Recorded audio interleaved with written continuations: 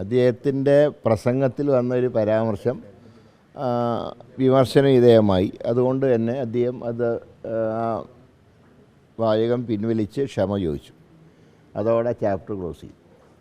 പക്ഷേ മാപ്പപേക്ഷയിൽ അവസാനിക്കില്ല എന്ന് കോഴിക്കോട് ജില്ലാ CPM-ൻ്റെ സെക്രട്ടറി പത്രസമ്മേളനം നടത്തി ഏതാനും മണിക്കൂറുകൾ കഴിഞ്ഞപ്പോഴാണ് ഹരിഹരൻ്റെ മലപ്പുറത്തുള്ള വീടിന് നേരെ ബോംബെറിഞ്ഞത്.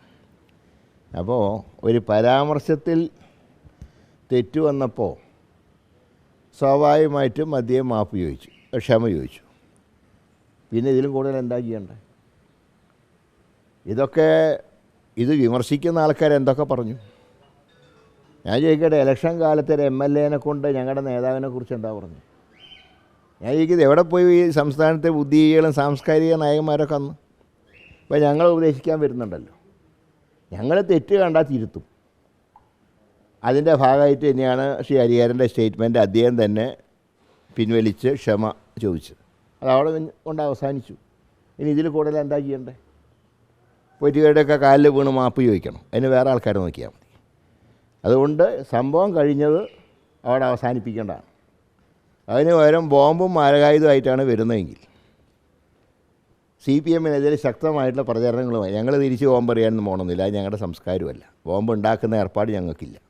പക്ഷേ CPM-നെതിരെ ശക്തമായിട്ടുള്ള പ്രചാരണവുമായി കേരളത്തിൽ UDF ഒറ്റക്കെട്ടായി തന്നെ RMPയോടൊപ്പം ചേർന്നുകൊണ്ട് ശക്തമായിട്ടുള്ള പ്രചാരണം ഞങ്ങൾ നടത്തും. പക്ഷേ ഇതിൻ്റെ പ്രശ്നം എന്ന് വെച്ചാൽ ഈ ഒരു പ്രസംഗം നടത്തുമ്പോൾ UDF-ൻ്റെ നേതാക്കളൊക്കെ തന്നെ വേദിയിലുണ്ടായിരുന്നു. ഈ വിഷയം ഇത്രയും വലിയ വിവാദമായി മണിക്കൂറുകൾ കഴിഞ്ഞതിന് ശേഷമാണ് ഇവരൊക്കെ പ്രതികരിക്കുന്നത്, തള്ളിപ്പറയുക. എന്തുകൊണ്ടാണ് ഈ ഒരു പ്രസ്താവന ആ സമയത്ത് തന്നെ തള്ളിപ്പറയുന്നത്? പ്രസ്താവന ശ്രദ്ധയിൽപ്പെട്ടപ്പോൾ തിരുത്തി. നേരെ മറിച്ച് മുഖ്യമന്ത്രിയുടെ പോലെ സ്പോൺസർ ചെയ്തിട്ടില്ല. അൻവറിൻ്റെ പ്രസ്താവനയെ സ്പോൺസർ ചെയ്തല്ലോ ഗോവിന്ദൻ മാഷ് മുഖ്യമന്ത്രിയൊക്കെ. എവിടെ പോയി ആ നേരത്തുള്ള സാംസ്കാരികമായിട്ടുള്ള ഇതൊക്കെ? ഞങ്ങൾ പറയുമ്പോൾ മാത്രം ഞങ്ങളുടെ മെക്കട്ടേക്ക് ആടുക.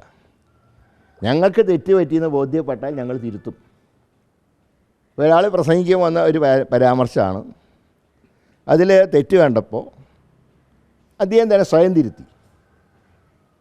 സ്വയം തിരുത്തിയപ്പോൾ ചാപ്റ്റർ അവിടെ അവസാനിപ്പിക്കണ്ടേ? അല്ലാണ്ട് തന്നെ പറഞ്ഞ ആളുടെ നാക്കരിയാൻ നിൽക്കുക. ഇതെന്താ സ്റ്റാലിൻ്റെ പഴയ കാലത്തെ സ്റ്റാലിൻ്റെ ഋഷിയൊന്നും അല്ലല്ലോ. ഒരു കൂട്ടർക്ക് മാത്രം എന്തും പറയാനുള്ള ലൈസൻസോ അധികാരമുണ്ടെന്ന് വിചാരിച്ച്. അതുകൊണ്ട് അതിനെയൊക്കെ ഞങ്ങൾ ശക്തമായിട്ട് നേരിടും. ഞങ്ങളുടെ മേൽക്കോയ്മയ്ക്കൊന്നും ഒരു തകരാറുമില്ല.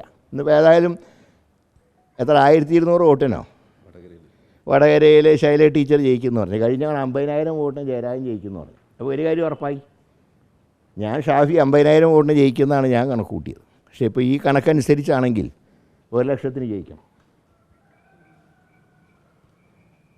ഏതായാലും മലന്ന് കടന്ന് തുപ്പുന്ന ഏർപ്പാട് CPM എന്നെങ്കിലും അവസാനിപ്പിക്കണം. ഇലക്ഷനിൽ വിജയവും പരാജയവും ഉണ്ടാവും. അത് ജനാധിപത്യത്തിൻ്റെ ഭാഗമാണ്. എല്ലാവരും വിജയിച്ചിട്ടുമുണ്ട്, പരാജയപ്പെട്ടിട്ടുമുണ്ട്. ഒരു ഇലക്ഷന് വേണ്ടി സമൂഹത്തിൽ നിലനിൽക്കുന്ന ഒരു വ്യക്തിബന്ധവും സ്നേഹബന്ധമൊക്കെ ഉണ്ടല്ലോ, അതൊന്നും ഇല്ലാതാക്കുന്ന പ്രവർത്തനം ആരും നടത്തരുത്. അത്രേ പറയുന്നു. ഇപ്പോൾ വടകരയിൽ സർവകക്ഷി യോഗം വിളിക്കണമെന്നുള്ളതാണ് CPM ജില്ലാ സെക്രട്ടറി ആവശ്യപ്പെട്ടിരിക്കുന്നത്. അതേ നിലപാട് മുസ്ലിം ലീഗിൻ്റെ നേതാവായിട്ട് PK കുഞ്ഞാലിക്കുട്ടിയും പറയുന്നുണ്ട്.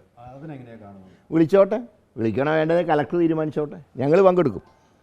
വിളിച്ചാൽ പങ്കെടുക്കുക. എന്താ ഞങ്ങൾക്ക് പങ്കെടുക്കുന്നതിനെന്താ ഒരു വിരോധമില്ല. പക്ഷെ അതിൽ യൂത്ത് ലീഗ് ഉൾപ്പെടെ പറയുന്നത് അങ്ങനെ കാഫിർ പ്രയോഗം നടത്തിയ ആളുകളെ കണ്ടെത്തണം. അത് കണ്ടെത്തണം. അതിന് യാതൊരു സംശയമില്ല. അത് കണ്ടെത്തണം. ആരാണ് അതിൻ്റെ പേരിൽ ഫേക്കായിട്ടിട്ടത് അത് കണ്ടെത്തിയാൽ മതിയാവും. ഞങ്ങൾക്കത് അതിൻ്റെ ആവശ്യമുണ്ട്. കാരണം ഇത് തുറന്ന് കാണിക്കണ്ടേ? തുറന്ന് കാണിക്കണമെങ്കിൽ തെളിവ് വേണ്ടേ? അതിനവരെ അന്വേഷിക്കണം. ഞാൻ ചോദിക്കുന്നത്, എന്താ അന്വേഷിക്കുന്നതിന് ഇത്ര വിമുഖത? എത്ര കാലം അന്വേഷിക്കാൻ തുടങ്ങിയിട്ട് ഇപ്പോൾ എത്ര 7 മാസം കഴിഞ്ഞില്ലേ? ഇതേരെന്താ അന്വേഷിച്ച് കണ്ടുപിടിക്കാത്തത്? ഞങ്ങൾ പറഞ്ഞ കണ്ടുപിടിച്ചേ മതിയാവും എന്ന് ചോദിച്ചിട്ട് സർവകക്ഷി യോഗം വേണ്ടാന്ന് ആരും പറയുന്നില്ല. വിളിച്ചാൽ എല്ലാവരും പങ്കെടുക്കും. അതായത് ഈ സർവകക്ഷി യോഗത്തിൽ പങ്കെടുത്താലും കാഫിർ പ്രയോഗം നടത്തിയവരോട് കോംപ്രമൈസ് ഇല്ല. അത് കോംപ്രമൈസ് ഇല്ല. ഒരു കാരണവശാലും കോംപ്രമൈസ് ഇല്ല.